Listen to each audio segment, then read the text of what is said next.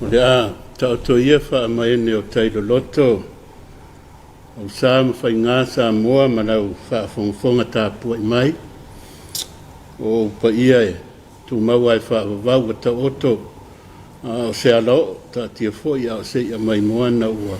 Umauna aisa e de toi tare wina e se upua Malua. Ia mai se o le nei panel e whaatala talonoa ina le nei mata upu tā ua. Ai whaataru whaatu de suwafo Yesu Keriso le ao le kāresia. O le laulau nei ia o loo nana tuai ia. Sungai whai whiau whai a onga o le matanga luenga mta upu siri po alofi lima mta upu siri. Po o ngā luenga whai whiau ia a le kāresia. O loo pito atu leo le sungai a kārai piniu. O tanatu o lo suai de sungai de ia le websetu ia mane pito atu I le nai tu ia o lo sua tuai tai o le matanga ruenga le sungai de fai fo mai fai a onga ia sana pala amo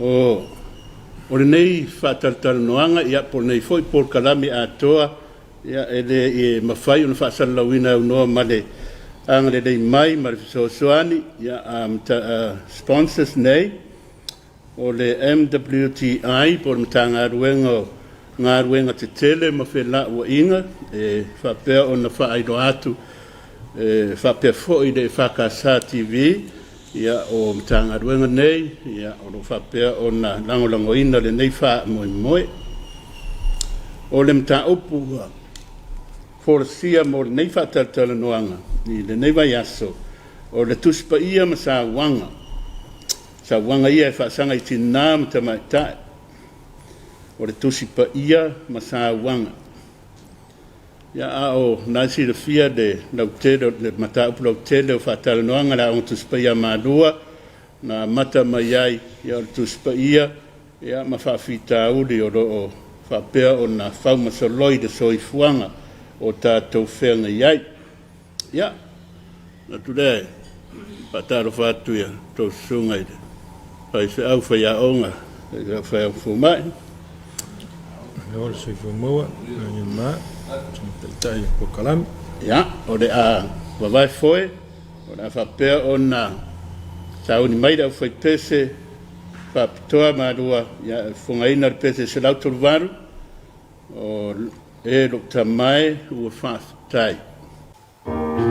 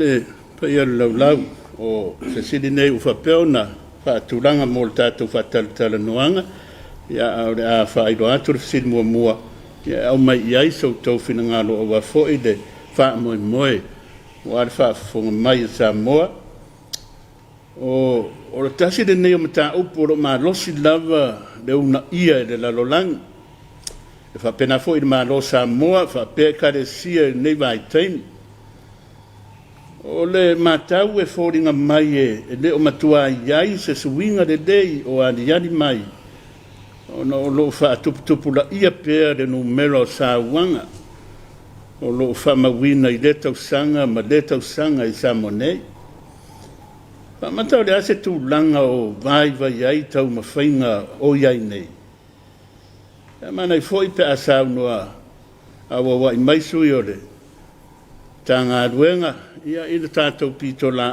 au i le ngato le malo e whape fōi le kanesia ia a o afio anga fōi ma ainga ia e winga i de nei whawhitau ia o le amanoa muetu atu i lau sunga ka rā ia e te mata de whataratara noa ina o le whinei ma le wharoat ia aftai lau sunga i le whonga po kalame whatalo whatu fo i lau tapo inga Samoa le ngatai Samoa nei a atunu e mamau we whaiu na maua maile nei whasalau ai ole a ngai tonu se manatu whatau waa i le whasili pe ontu ina mai sao lele lawal sao nuanga e leo se mata upu fou le nei mata upu wau tausanga o tātou whaalongolongo pe iai lungo o televise mai se fo i tonu a onga ia ai fia nga i lava se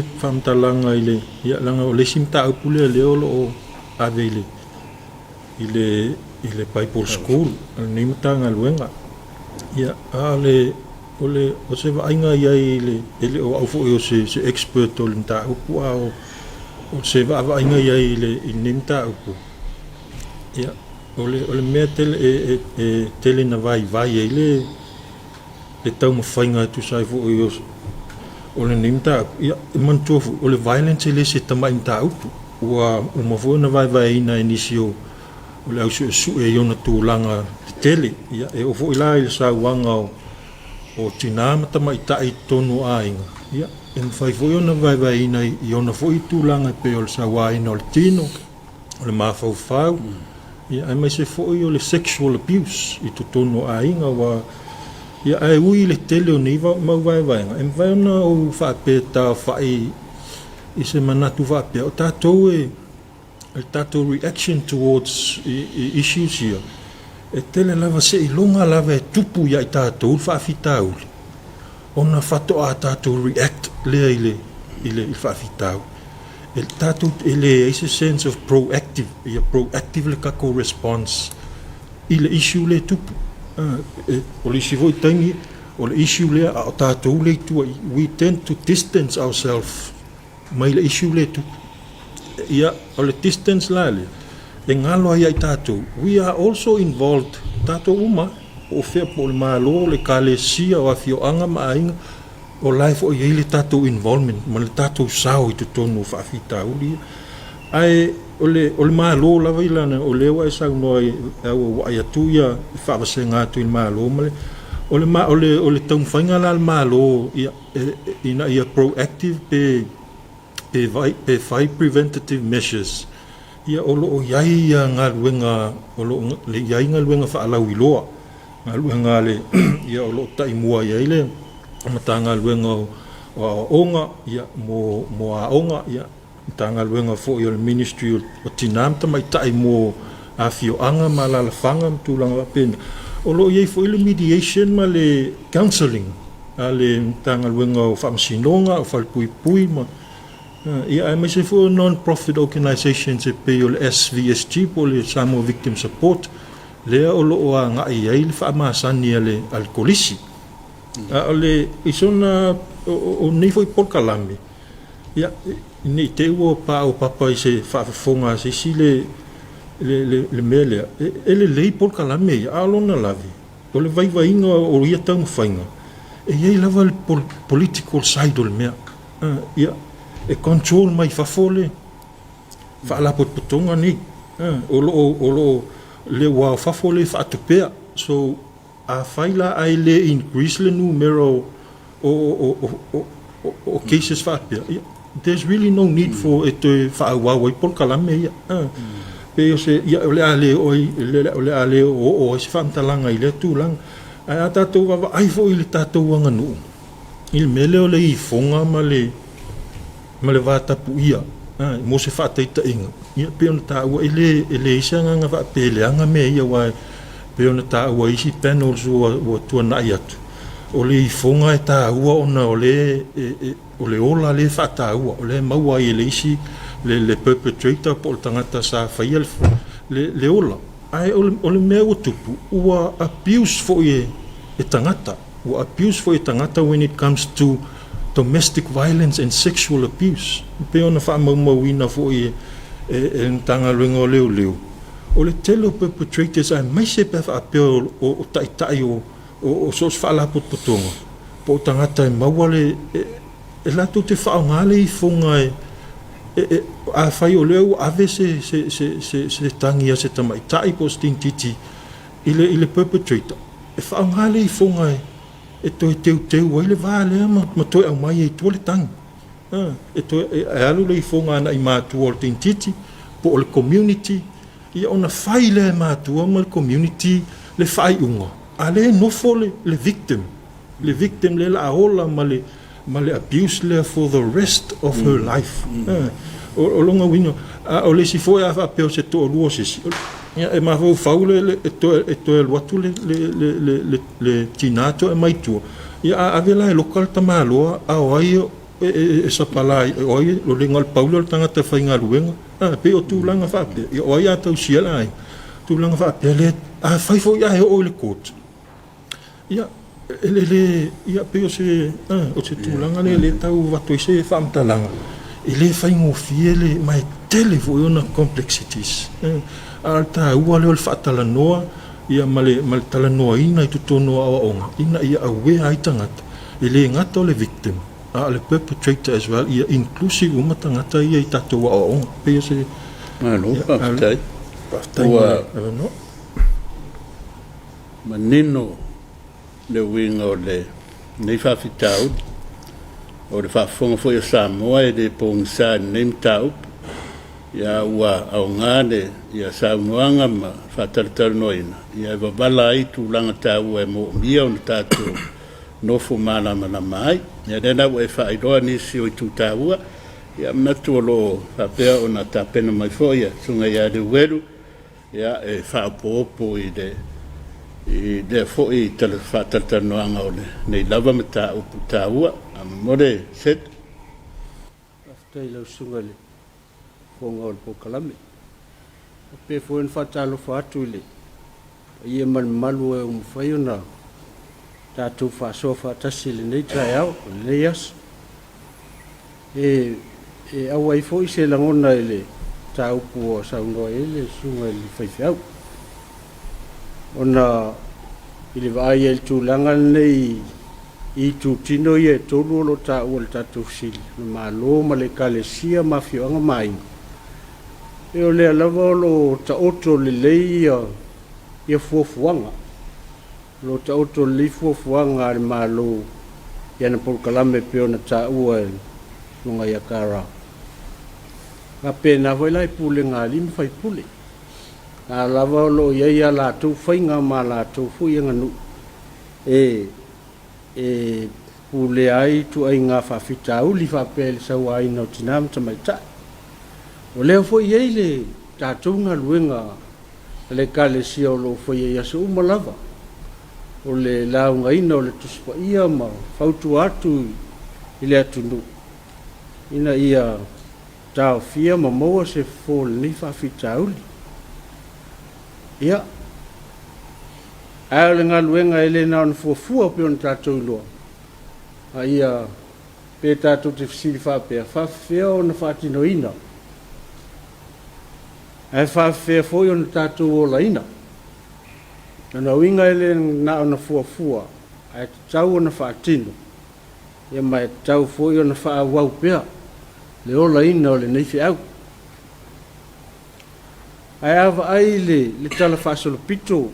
A whai fōi tātou te wa ai. I tala le tuspa ia. Ia. O tala lava o sauanga o lo iai tonu mai lava le whenga inga tuai. E wha pēnā fōi le whenga inga fō. A whai fōi tātou te wa ai tua le tala whaasolo pito le kalesia. Ia o se malanga lava ina atumu I sauanga. Mai lava I le amatanga ina wafio mai lo tātou whaola. Whaau mai le tala se o mai nei ona pō. Ele lava o lo moli mauina. Lo sa waina pele kalesia. Ona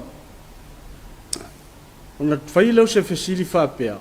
O ai mafua I nei sauanga. Ia o le tūlai mai o le malosi o malo te tele. E o Roma I le taimi o Iesu. Ia o pulenga whawhitwhita. E o tātou malamalama so se pulenga e pule whawhitwhita. Ia. Le malosi ai whai ai. Le ustai, ia. Whaasala. O lona winga. O le pulenga sa a whai e sa wāle pulenga. Ia la sa waina foi tangata. A whai lai manatu ifo o tātou I tūpā o ta maha o tātou o le pule lai. Ai pule mal sa wā. E lona winga sa wainga foi o tātou wainga. E mātua ma whanau. A le asa o ngā paulo le nā vaenga o le soifuanga o le pule. E langa le tau te ia paulo le vai aso ma le vai aso utua nai. Whape ai paulo le Roma sulua o lon whai ue valu. Ia. To fui tātou ma mea lofa mai le atua. A whai o le awao I awa watu. O le fua I mea ia whai ma le lotu fia fia. O le pule ia whai ma le whiringa. E pe fōringa vanga le whai mai ia polu. A whai e pule ia. Pule ma le ata mai. Ma le whautauta. Whao ngā le whautautanga te tau. Le maa sali fōru tātou whaalonga o tala noa eo tātou taitai. O le maa lo inisi fōi taimi. Ia, ana umantua leo.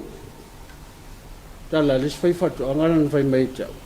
O la tu siu sau la au inu. Whai atu I siu lea. Siu o fiu e tōle ta mato e le ola le tua e whatu. E whape mai ia siari lea. O lea lava le tua I ngā tō e tōai. E la auna. Aia e le I loa tō. Ia, e te fiu e tō. O le winga o leta, o lai whai mai le tangat whai whatuanga lea. E vai oe te le iloa tōle la au. Rona winga e leo le la au e leo le palpala. Ia o au le tangata lea le whai atu ngā luenga le la au. Pa pēnā se nganga o si au whatorotorat. I tātou tāu. Usa e fōi male. I tātou tālanga ni tai au whaatai. Ngālo whaatai. I lau sunga I le whai a onga mo le whaatorotolo. O ne na wai whaafonga mai Samoa le voi e whaafonga le tātou pēno. O mtua mana I a mata ua le point nea ua whai ui ei lau saunoanga. O nea ua e te tara mai a ia le ngā solonga o le soifumare o lau taru mai le amatanga e mai se dau fōi I tūlanga whaare malo ma le mata mai fōi le whimai Iesu sau le karesia e le whapera o avesea le nei whawhita uri o le sāwanga. A rea e tāua runga lawa I papai mai a te oe, le tangata tōtas. Ia, e sere mana I e wharongongo atu, e peifo o le maadi e saunoanga kāra. Ia, o rea ua mana I a rare ngā soronga rea o taitono o la ua tā pena mai a le sunga I fumai a para amo, ia, e whapeon tā whai fo ia, tādi o le nei whesidi e pe un whai do atu. Ma whai do atu para amo. Ia, whawhitai, tai lawa lau sunga te tai o Kalame, ia mo le siri. Ia mata lawa ia sau tali u siri dia. O le whawhitau lila sa wanga, pia ona maua fo inisi o totoso, ua sau noa. E wholinga mai o se whawhitau li mai lawa le tala whasolopito. Le lawa o mai fo le tātou tei. O le whesiri lo siringi ia, ele vai o ngā ruenga lo whaatino te minei. E tau ese la ia ia lau vai ai o lai tele ngā luenga ai pe fōringa mai o le alua lunga ia le au whai o whai numero la tolo sa waina i lua la mea whai on tātou vai ai o le mea e wa maule loto tele tangata le sa waina le victim ina ia tautala mai ma whai lo mai le sa waina o lato le la wo wha loto tele ina le la wo ripoti ia tūlanga ia i lo se saunga na sawa i tātou pe e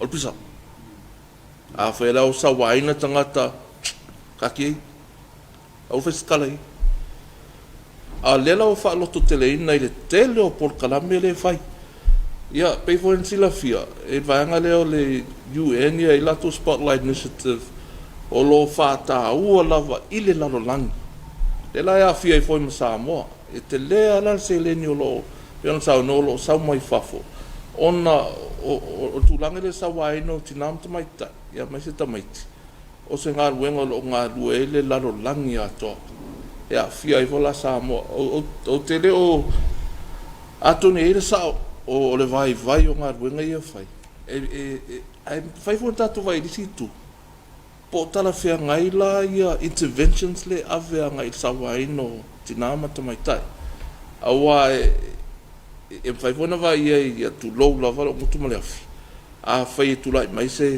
mai ona tu ai le sina band 80 lunga e le se vai la au whai ai i alua to e ola mai ai a whai o lai ai le fofo sa o lava o whawhitau ia o te roi nā ma whai ona whai titi ai o usanga ruanga le tau whai ina ia tawhia sea le sa waina ending of violence ai o te fia o no le wa mata o te le lava tala noanga le iai i Samoa ma ua o telefoni tau sanga o tala noanga iai ma o te loa voi o se process o le wa mata se process foi la ia i foi la le mo ngana fa le atuasia e fa pia ele mo fai ona e tau mafa se elefante i se no fuanga se tas you cannot eat an elephant in one sitting e pe in ini malia lava ia tatu li lo le foninga pole ale taste le me le fani ai alona mafo fo a fai o se fa fitau li tele in ini malia lava ia ona o le tūlanga o whaina ve sea ia whawhitauri na matato ai whawhitai tele o ngā ruenga malo, ngā ruenga de karesia, ngā ruenga nuu ma lalwhanga o lai lava latu te ngā rue ia mwhaifon tātou mto lauina tele o ngā ruenga alu mea mauti noa lava o leua o mauti noa lava o le ien ngā ruenga le whai a o lona tino mai ia peo i nāla peo nsau noa nisi o whai aonga ia o i nāla e mwhaion tātou wawa ai ma se awala ina ia sao le lei le ngā ruenga e ave fofo ai ma le whawhitauti toa i loa la le sao ma le sao pe a tala noa ma le tangata le sa waina le ngata tangata le e le whawhitauti al tangata le na te whaia le sa waina e tau whena vai fo tuna le perpetrator whatasi e la ma le victim o te tali atu la ia o se ngā ruanga e ao pe ona whawau pe tātou ia tal si e lo familia tua ia vai ai tātou o le tele o le tali o le sawaino te nam te mai tai o le tātou te vai lava tuspa ia tele lava ia pe ona sao no fo ia le sungan wheau tele lava ia cases o lo tuspa ia ai o tele o ilola po tala whenga i tonu al mea nā pe mena o sisi sosoani atu lunga nā i o te loa a tone maustali pe a tātou tala no umi ei maustali atu nā lau sunga malo haftai o mea reo o mauti noa ni nai de i a tau sao noanga o roo iai de me whawhitau ma ua de lo fo i po de are ma fuanga wala i ona de ma whai ona de ser ni whawhitau ia reo maari sao noanga ia la tatau wai i tātou na pe au de taranonga fo i lava ia so tūranga o de maramalama a de maramalama tangata i de mwhaida vau nei doa de me au na whai a de la o manino mai au tō sao noanga o inare isi ala mwhai ai o na wha maramalama ina de winga o de neiba vitau di maana mwhai on fo iai Lo manatu ia le la fa pero manatu de so fo I tatu tano. Se donga da vai break le cycle le wa pese I wa vea manga nu wa pese vaenga ma sani nga sorongo le langa tangata idea so ma dia the cycle le o the violence I kongo ainga. O manatu la fa fo ia na fa vitao. Ia le la ta wivi ne ia la fo ia. Ai de ma fa ia na fo ia se donga ta toi fo I to tonu o le li o le fa de ainga e fo ma ia. A wa ta baiti ia sa wainga e tupu ai a o fo ia la tufa na sa wai. A de fo I da o fa fe on fai educate le dei ma tu ida da fai on fa ona ola e fa na nei wo ola lofa wo ola fe arfani wo ola fi de mu ma tu no fa pena ai le fa pela fa nei va ia ni fo ringa de detail le tau sanga fo io o develop le fo ida ala de break kai de cycle le ai through lai I de fa mana ma ina pe ona ma dia ia sa no anga ma do fa fetai au le a faisi na malolonga pupu ia ona toe tadi mai dea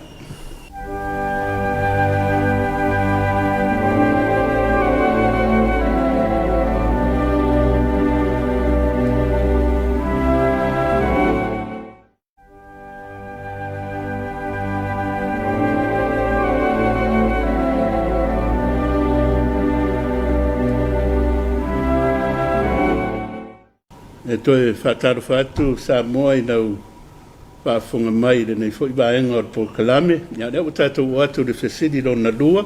Ia mō le mamanu lea e whapeo na whainoa o so lātou whinangalo. O le whesidi e whapeo. Le ana se isi la asanga fōu e te tau o na waai I ai le karesia. Ia mai le waai le whātuspa ia whamtapsisiri whangaruenga whaife au. Ia po nisi la vana. Ia po le malo fwoi. Ia po fio anga ma inga so ani de ta fia e seo de nei fa fita udi ia pia wo va tu da tadi de na fa ia tu ale la wo me fesi ia si fa so mai da to fina ia amata mai da sunga de weru amor tai lo sunga tai o le vano ia o le we sa no sa o le o mon tali fili le ala tam fa ia pia o te fie lava ue e talanoa le talafasol pitu. Se tātou toe manatu ai fo ima mawhau le ile malanga na savalia mai e lau keu siano e leo se malanga whaingo fie. Wa mai lea piliota I lea piliota ia e onga lava sa wanga sa iai. E o mai I le vai tau leo le o ngā tonu. Ia o pe wa uman ma lo si fo ile fa ma lo ya wa mata tula ya ele kale si o pe o tai le langi le na vai tau le tu le le sa fu ma ele il tala le ma wa tula ya lo le kale si lo na ma lo si le wa mata fo ila ona fili le tala le ia ma fainga fa pokiki ia ma se ia o ina fase ina ai le kalesia ia se o ina tula I mai lo matin ru tel pe fo na tatu tal no ia ni fo tal no ngom vai se itoe le ilo ma to fa te pale kalesia ila na ia lava na vatau ma fa mo ia ina wo ma vai atu ni tau se tele le fa pe tols ful tau sanga o tau pea tangata prosano ma le kalesia katoliko le kalesia mua lea ia antio le o mai le senturi le sulvalu ia o inana pe to ia fu ai se tai o fu te ma le kalesia se to e va ai tasi lava o tele tau sanga o sa wa ina pe le kalesia ma femisa ona o tel tonu a wa fa ina le so fu to tele sa wanga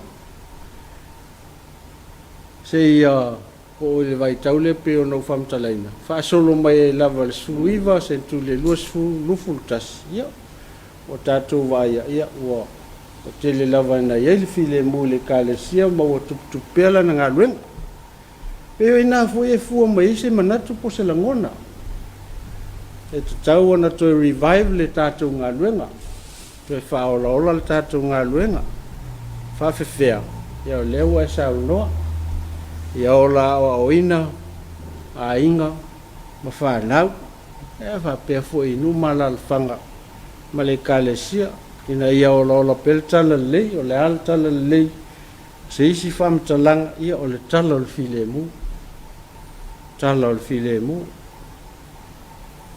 Ia, a whaifo i tātou te wawa aile nei vai tau. Pe tu sai ma le fisili po le ase la asanga fōu e tau na tātou wa ai ai.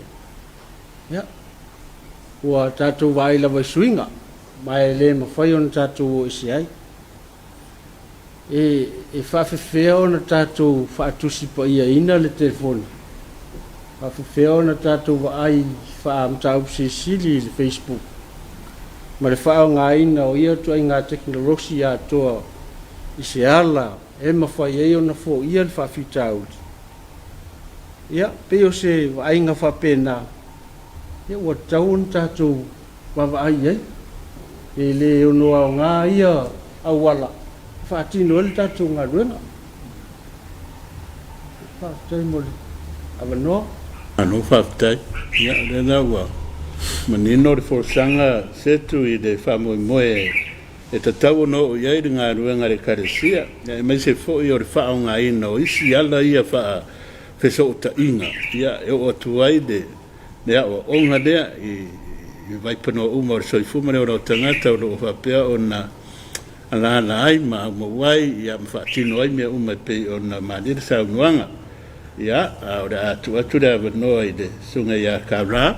Ia, mo sona fina ngalo i de fo i fesidi pe on tuinat, met whaadod. Ia, ma lo whaftai.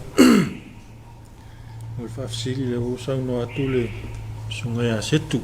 Sai fo le amta upu a le wa i sau noa i le culture le wa avea manom.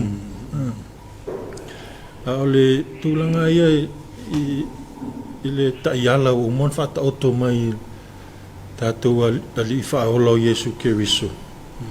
Lea sa tele na ia sau noa i ana whetalainga. O tele i sau e tatala le tūla whono. Ai! E male ai na. E whatahua e Yesu, e le ngata o le tūla whono. Ai! Ao suinga. Continuity and change. Whatahua continue traditions, ma culture, pillar culture of silence. Lesa sau noa iei, ia sunga palam. A whaila ele o le essentially ia sui lona talepe, ai ia sui le tātou whaawinga ina. Ina ia whaatahua i le ola o tangata. Le pe on sau no voisetu. A ole on tāp silsili le ole, a whai o le o tupu le totono le ainga me se o tamaitai matina. Tāp silsili o le whaipoiponga. Le marriage, it's a union between ele ngata o leo osi le whea ngai ngā a leo ngā li ia le osi ma le atua. Al whesili la le domestic violence. Whawhea la pe whapea o le tamā lea perpetuate le abuse yaso umaso. Do you still live in a marriage that lea fiai oi? Even to the point e ongo avelo, e ono umailo soifua po lo. Do we still continue il totono o le whaipoiponga le bewa pe? E o foi la le upbringing o le tamaititi le sa unua ai. A whaila vai o le wa ai le tama i lona tama sa waina lon tina. E o la foi a whaifo e wa ai le teine o le sa waina lon tina. E o la nia whapea o se norm le mele no we accept it langa o le foi sa o la ilon tin me o me e tauna toi revisit e tatu o la sanga ia le kalesia ia ma le maloma e tauna toi revisit ma toi reinterpret toi ma fau atili ai i le winga ma le saonga e fua i awala o mon fata oto mai ma fata tia tātou ali whaolau Yesu Keriso. E se toi whapai atu lea mani, mang whaaloalu. Whaafitai. se le mane al turanga le o toi fai do o le vana le o tatu fana o mo mawina ni sa wanga ma me fa pena do ai de fainga taur me o le o do soi fuma o lai nei ia nei tatu fana no mo do de fa sa le longa de dunga Facebook de misa de a onga ia se o fa ro tu atau pero ta fat ero ta tonu o nei me o lai to langa e ora malta me titi aggressive violent longa nature pese ia se me o lo fofo mai ai me na de o de ta mo fa isa ili na ia so sofa de me na pe no mari ia sa ma no pa tai ia la tu de sungai fai fo mai ramo ia mo sa no ngai deficit tau ia faftai te lo son tai o le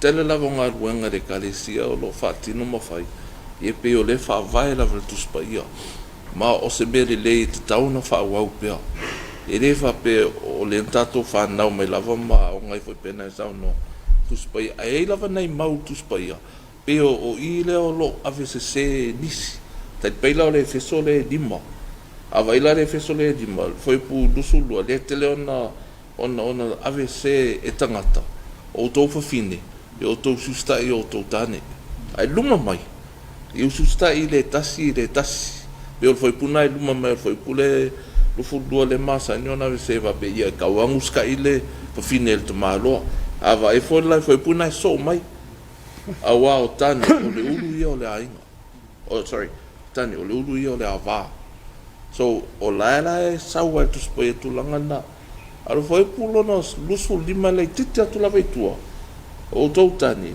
ia lofa i o tau ava e peona o lofa ki riso i le karesia o le mana i o tuspa i a tātou a peo le ini mai tātou ia foi upo e whatau i leima le sawa ino tina le lai wha pe i tama le ila oe o ke ulu ia oe a e leu stai e kaumwhaise me ia oe a le fai pule e lusu lima na manino a alofa ke ia alofa le ava tane pe o ki wiso le karesia ele sawaina wiso ia le karesia pe la ole mau o lai lava ile tali o mo tato uma ile tuspaia o le fa malam la maina la o nisi vaenga tuspaia le o te lo singa luenga in feona to yanga ia tato uma lava so skersiano ene ia fa menino tulanga ia a sila fo nga luenga ta lai nga luenga lofa Yesu e pe e mana o lava Yesu e fai e atina mata mai tai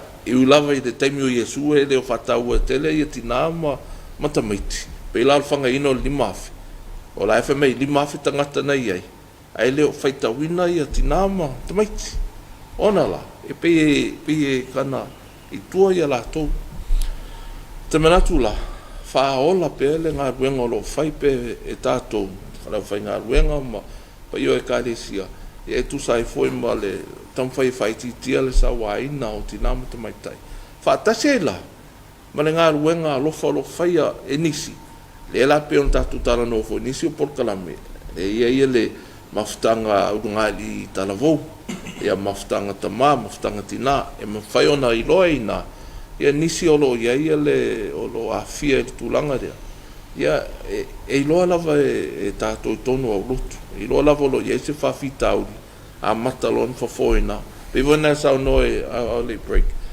tam whai a breakless cycle e sa o le sao no angana ona lai ola me altam titi wape oi o le nomo lea o le whasi awa po le violence i tonu lai ai leo se nomo na mana o ia tātou ali mo tātou o ia te manatu la e whawhitai o lai lava te le al so swani mo tato uma i tuspa ia o le whawinga ina ma le whaonga ina te taua peila le text na pena tato tala noi e mwhanu so swani i wha i titi o le sawaina te nama te mai tai au se ngaruenga mwhai e iu lava ina tato pu lea whawhitau ni mai e al te mi ale process wa mata pe se so no faftai ua matango fifi ngaro faadi e nei foi fa mo ia foi mai foi ai tu ranga de child development foi de ia le tau ona fau mai ai ia le mua o si ona mafau au tupu a le pe no mana tuai de tu set manoa na action child development ro mai tonu de vana le tata no ai voi tasi tonto sanga esele le tau ai de tamati tio na fau maria mai ai no ma fo pida me uma de e fo tano nga den ta wai de tamati tio me pueta na te pu uma me pa pe ama tu ai de oi do sta vita vai to la tu mai al fasiar fa fin ia fa pena ida me mana eu esa no ai para am o Yesu ia o de upuma se foi ona fa la wido o Yesu war tat ia stasi de vaenga ese tawa se tatu fo ia mori mau de ali po da tonu da na so fu ai more kadesia mo tangata more la lolang na o at satau o tonu la vai mo mion tatu mai a fai o Yesu de tupu a o fa pe ona madeo mo tangata la mele mfai tama ona madeo mo todua la mele mfai e pe o ise lu na itato a o man ia fa so mo sidi de ia la tato atu se fai se maro longa o tato tu tari mai de se mun man fa do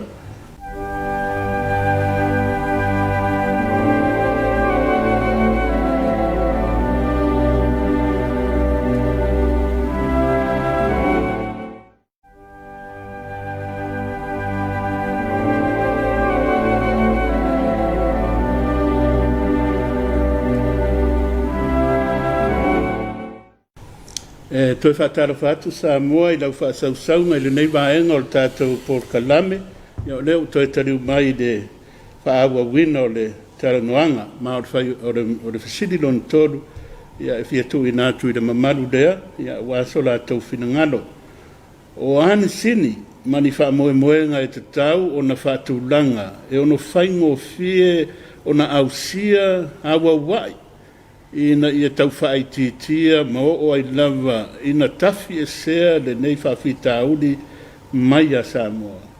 Pe a whai e mawhai o na tafi e sea i se taimi e tasi ma vave. Ia pe o se whesiri ren whapeuntu i mai mori whamoimoe. Ia e tu i sunga ia kāra. Ia na te tatala ina le tanoanga o refisit. Wat whanonu? Malo waftai. Tango so no atu ni sio ngale ole pela ole sa mata foi se fan talanga ile tau mafai sui ia mindset to tangata malako attitude towards violence against women and children ta ua tele lale tau mafai ngale sui le mindset male ma fau ngo tangata ai wala lai if roles ole ekalesia te talanga ngo tato we are part of the ekalesia roles la le ekalesia le langa education Christian education ole langa worship langa tapua inga ia mai se langa social interaction matangata ia le ngata pe ona esa no ya ngai ainga fai ole o to watu i fa na ma tu i le farisa e whaatino ia o onga. Ia, ngai maile. Pele tau na sui le approach a ngai. The family-oriented approach towards education. Whai le worship.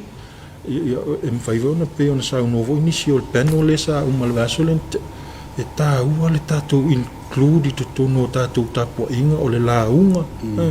Le launga, mai se le ia asia singa le social interaction ala ufainga luenga a whai ngai asia singa te tanga i po iai umale le a inga pe i se whainga whaione whaataltala noa pe la tu te visualizinga le whaafita uli la tupu tonu le a inga mai se foi le partnership with ministry mai si foi matanga luenga pe on ta wana mtang tanga luenga le Malua mai si whaala putonga tumaoti ia a fai ele ai se expertise to tonu ole kalesia me le sa wai se expert mai matanga luenga ia fai se la ko workshop o se fa mal malama it's all part of education fa mal malama ia wala fo ia ile ia ona sunu ia tula ia ele tala le lei male tala ia Yesu Keriso e ta ui atoa ia ia tau whainga ia e tau whaia awa ole ina ia sui le mindset o tangata towards sexual violence or whatever.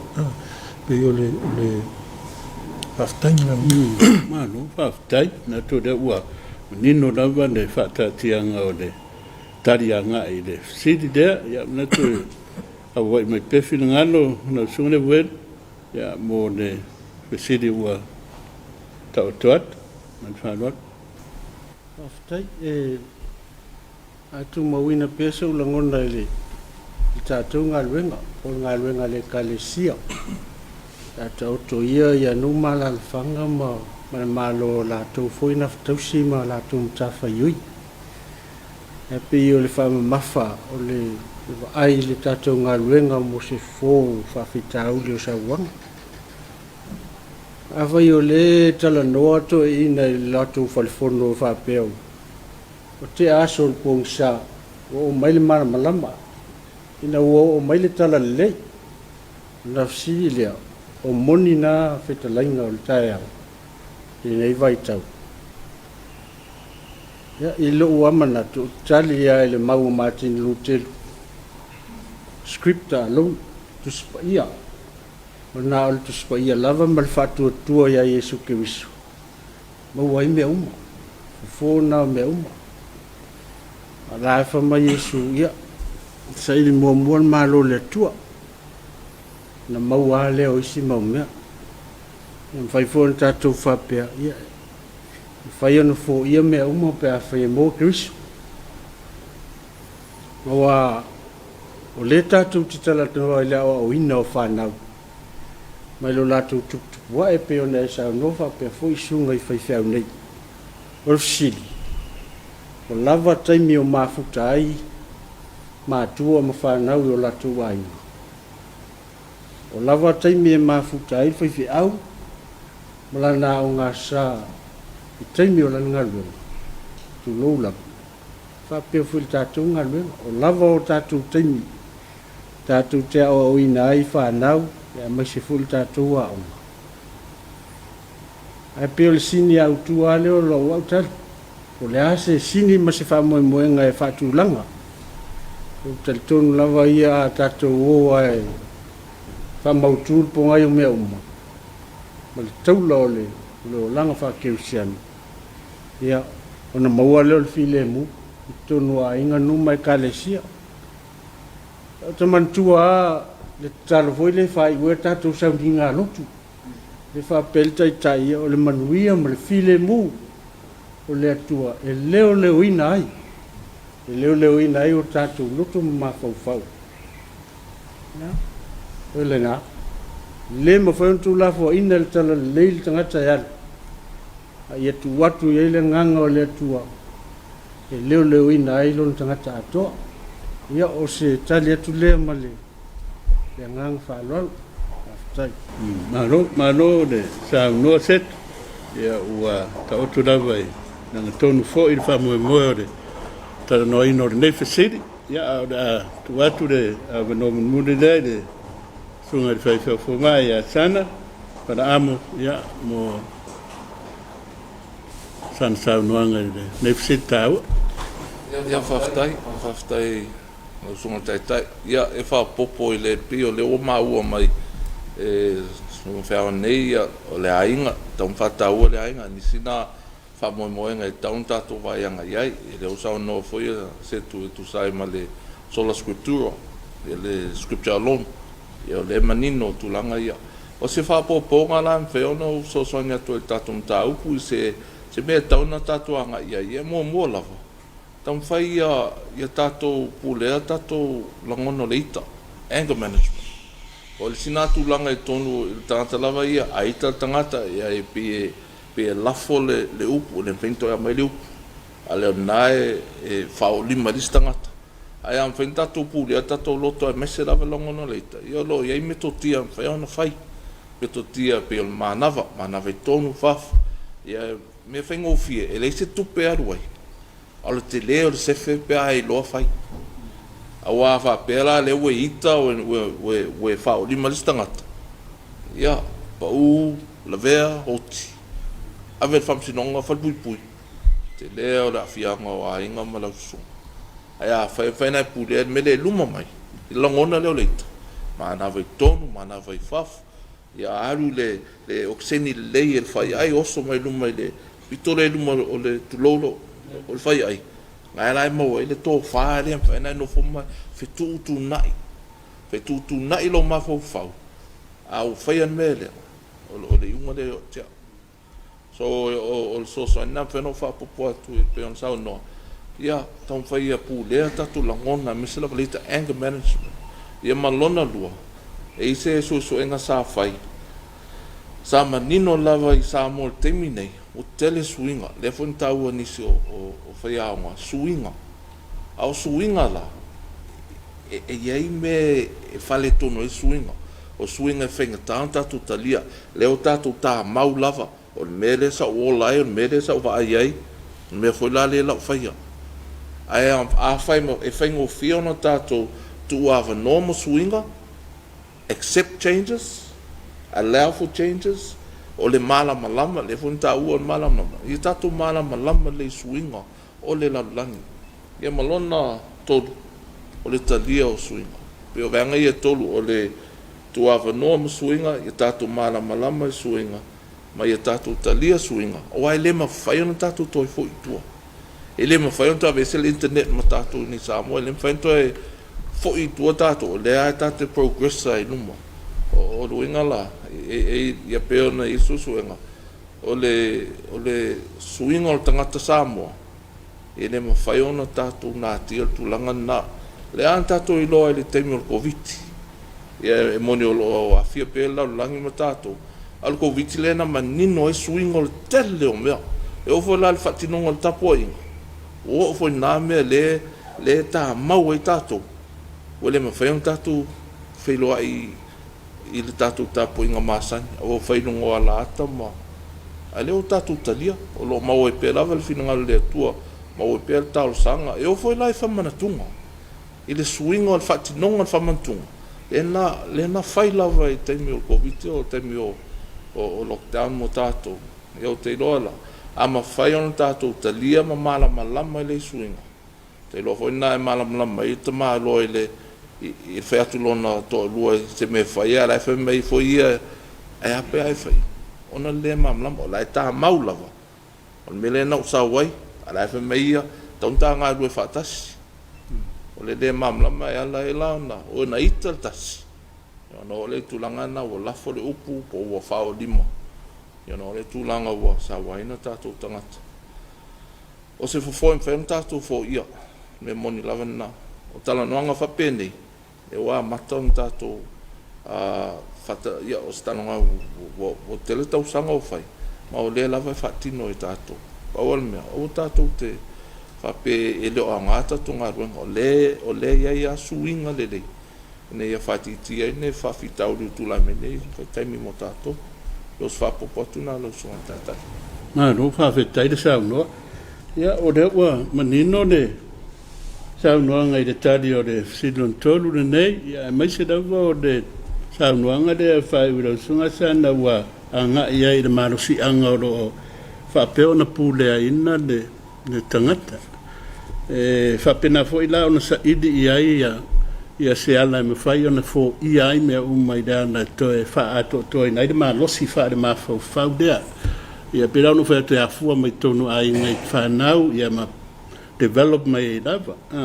well so nga si psychologist ngai pe refer i de fa fita udi de the inferiority complex inferiority feeling is okay because I don't know lava e fa pena to fulfill la ngona de complex la fa ya la si fa mi vita o ma fuang danga muso to ila e pe tu puro se me va pe una de Jason fa mai na se tu tanto ila o so mai do me fa ngata na to no ma fu fa de esa idea de su ma fu fa with o de ile to repressive song fa pe ona tom fa ta offi the healthy mind la to tom fa ta offi me de anga ina to tupu experiences so le langol tangat de ta offi tu ai na awane manu malo ai a whapela ma I lola le tangata I le tūranga le complex ia e wheo sofi mai ruma mea e manu ma lole ma losi o mea reanga no me lole whai mea reanga o ma lole ita ma lotu I ma lole